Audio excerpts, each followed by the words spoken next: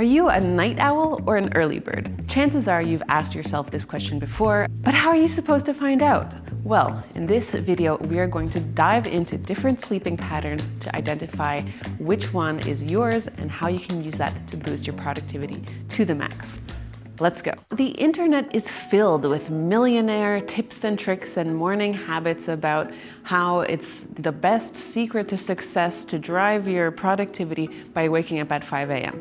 Now, this isn't true even for the majority of people. Why? Well, because there's a sliding scale of chronotypes, a chronotype being what time your body feels best waking up and going to bed. And it goes much further than being just a night owl or an early bird. In fact, a study by the Sleep Foundation found that it also influences appetite, exercise habits, as well as energy levels throughout the day. And while you can change your circadian rhythm, which is essentially training your body to wake up and go to bed at different times, you can't really affect your chronotype. In fact, some scientists say that it's quite difficult to purposely alter it, though it does change throughout a lifespan. Children, babies, start out with a very early chronotype. They feel better waking up early and going to bed early. That shifts, and you see that especially in adolescence when young adults feel better waking up later, and then that continues shifting until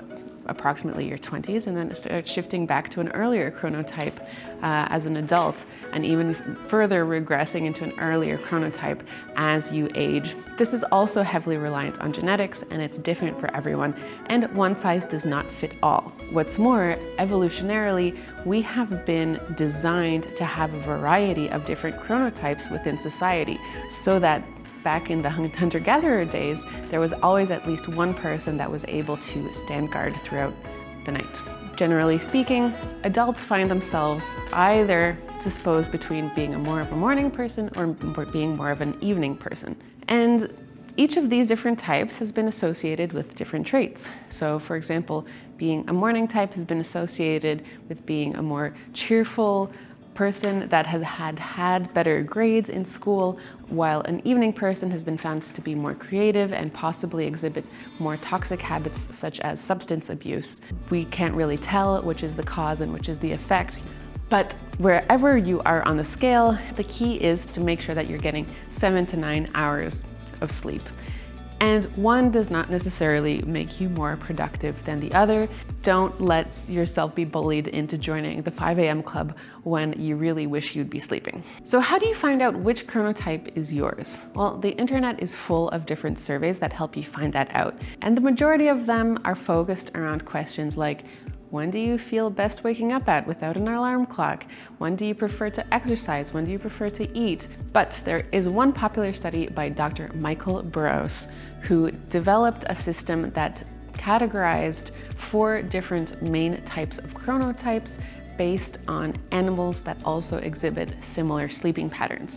And those are the bear, the lion, the wolf, and the dolphin. The bear type is the majority of people. 55% of society is estimated to be bears. And bears essentially are found to follow the sunlight, ready to wake up along with the sun, and you're also ready to go to bed when the sun goes down.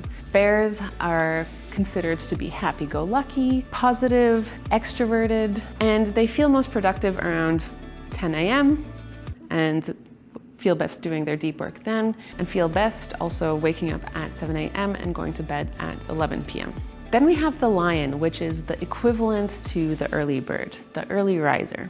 And lions are considered natural leaders, charismatic, and they are the ones who feel most productive doing their heavy work early in the mornings and then saving the afternoons for lighter, simpler mechanical tasks. And they feel best waking up around 6 a.m. and going to bed at 10 p.m.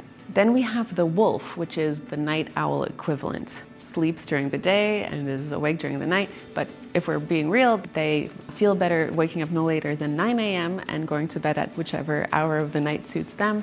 And it takes them a while to get into the flow of things. So they are best suited to start off their day with the easier tasks, work their way up to the heavy, deep work, creative deep work later in the afternoon or evening.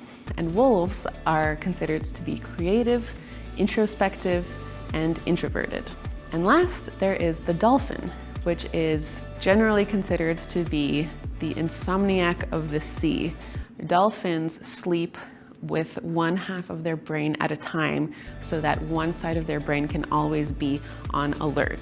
And that is commonly associated with insomniacs who are unable to fully switch off their brains and are always feeling some kind of alertness to their surroundings. Now, the dolphin category works best in bursts, working on different projects in bursts and then taking large chunks of break between them so that they are able to exhibit their creativity and their intelligence within a certain time span, but then also giving themselves time to take a step back. Dolphins are considered to be intelligent with lots of energy, also downtimes, but also a little bit all over the place. Now, of course, these are just archetypal categories, and you might see yourself in several of them, and it might change throughout your life due to different circumstances. You can change your habits and you can learn to work with them and be productive at the same time. And of course, these are all stereotypes and you don't have to take them seriously if you don't feel like it. They're just helpful reminders to help you classify yourself and better understand your own body and your own chronotype and best rhythms to boost your productivity. I want to know what you guys are and how you would classify yourself. Please comment below whether or not you are a dolphin, a wolf, a bear, or a lion. Make sure to subscribe to this channel for more videos, and I'll see you next time. Bye.